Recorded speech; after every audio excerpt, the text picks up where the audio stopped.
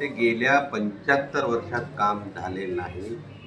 तेवढे काम या विधानसभामध्ये कामानुरूप असेल, विकासाचे कामं असतील, निधी असेल, संपूर्ण या विधानसभामध्ये मी आणलेले आहे। आणि त्याच्यातले 2-3 उदाहरणं देतो की गडचिरोली जिल्ह्यात 75 वर्षापासून जिल्हा स्टेडियम नव्हता, ते जिल्हा स्टेडियम सुद्धा आपण केलं। क्रीडांगण, तालुका क्रीडांगण धानोरा, तालुका क्रीडांगण चामोर्शी हे सुद्धा गेल्या 75 वर्षांमध्ये निर्माण झालेलं आहे।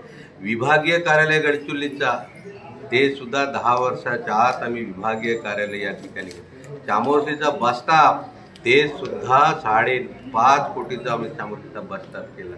या ठिकाणी मोठं एक गडचिरोली जिल्ह्यामध्ये या ठिकाणी सर्व शेतकरी वर्ग 2चे होते। माननीय देवेंद्रजी फडणवीस साहेबांचं अभिनंदन करतो की त्यांना गडचिरोली जिल्ह्याचे सर्व शेतकऱ्यांचे वर्ग 2चे वर्ग 1 केले। त्यांचं अभिनंदन करतो। वर्ग 2चे वर्ग 1 करण्याचे 50-50, 1-1 लाख, 2-2 लाख रुपये लागायचे ते फ्री ऑफ कॉस्ट गडचिरोली जिल्ह्याच्या सर्व शेतकऱ्यांना दिलं। गडचिरोली जिल्ह्याच्या महाविकास आघाडीच्या मध्ये सुपर स्पेशालिटी हॉस्पिटल डिक्लेअर केला होता। माननीय एकनाथरावजी शिंदे त्या या ठिकाणी पालकमंत्रीच्या नामे आंदोलन, घेराव, रस्ता रोको, चक्का जाम केला आणि त्यांना आम्हाला म्हटलं की आम्हाला सुपर स्पेशालिटी हॉस्पिटल नाही पाहिजे, आम्हाला मेडिकल कॉलेज पाहिजे। भगवानाच्या कृपानं उद्धवजींचं सरकार पडलं आणि पुन्हा आमचे मुख्यमंत्री आज आपले शिंदे साहेबच झाले आणि शिंदे साहेब, देवेंद्र साहेब पुन्हा या ठिकाणी आले आणि गडचिरोली जिल्ह्याला मेडिकल कॉलेज घोषणा केली। या ठिकाणी सर्व असे विविध काम ऊर्जा क्षेत्रामध्ये असतील, 132 kV, 33 kV या विधानसभामध्ये जेवढे नव्हते तेवढे आम्ही 132 kV, 33 kVचे आपण ऊर्जा क्षेत्रामध्ये आपण केम केले। रोड्स असतील, नाल्या असतील, सर्व सिमेंट काँक्रीट, पाणी पुरवठा गडचिरोली शहरामध्ये 100 कोटी रुपयाचा गटार लाईन या ठिकाणी झाला नाही। गडचिरोली 132 करोडचा पाणी पुरवठा, वाढीव पाणी पुरवठा म्हणजे गडचिरोली जिल्ह्याचे सर्व सिमेंट काँक्रीट रोड तुम्ही बघा, हे सुद्धा सिमेंट काँक्रीट। धानोऱ्याचे बघा, चामोर्शीचे बघा, गावातल्या रोड गेल्या 75 वर्षामध्ये झाला नव्हता। ते रस्ते आदिवासी गावाच्या आमचे सर्व रस्ते आम्ही या ठिकाणी केले। मार्कंडेश्वरचं डेव्हलपमेंट करायचं 100 कोटी रुपयाचं आपण या ठिकाणी केलेलं आहे।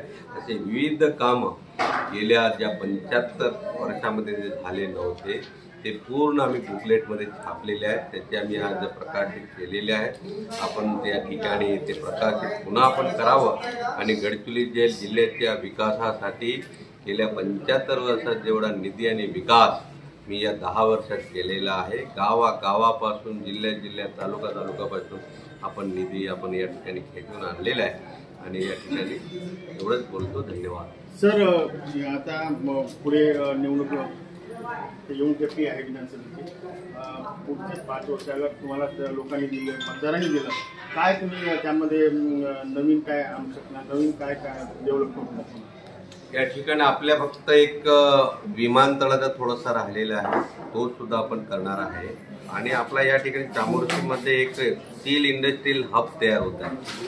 पुढच्या 5 वर्षामध्ये महाराष्ट्रातला सर्वात मोठा स्टील इंडस्ट्रियल हब या गडचिरोलीमध्ये होणार आहे। या ठिकाणी रेल्वे लाईन आपलं अर्धवट राहिलेला आहे, ते सुद्धा आम्ही रेल्वे लाईन आणला। एअरपोर्ट असेल, जे छोटे राहिले असतील ते संपूर्ण येणाऱ्या 5 वर्षामध्ये आम्ही काम करणार आहे। माझा विश्वास आहे पार्टीवर की या विकासाच्या कामावर, माझ्या मेहनतीवर, तुमच्या कार्यकर्त्यांच्या सर्वांच्या सहकार्यानं पार्टीनं समजा आपल्याला उमेदवारी दिली तर आपण 100% या ठिकाणी जिंकू।